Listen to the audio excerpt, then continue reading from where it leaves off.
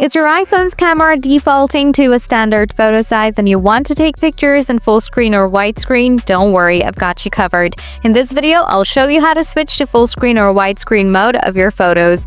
Let's get started. Solution 1. Use the camera app's aspect ratio settings.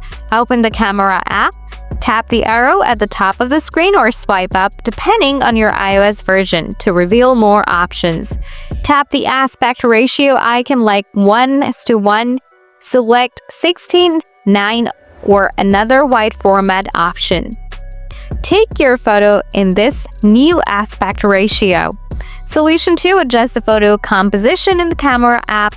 Open the camera app, scroll down, enable grid, also enable view outside the frame. So that's how you can take a picture in full screen or widescreen on your iPhone. If this video helped, don't forget to hit the like button. Got any questions? Drop them in the comments below and I'll get back to you soon. Thanks for watching.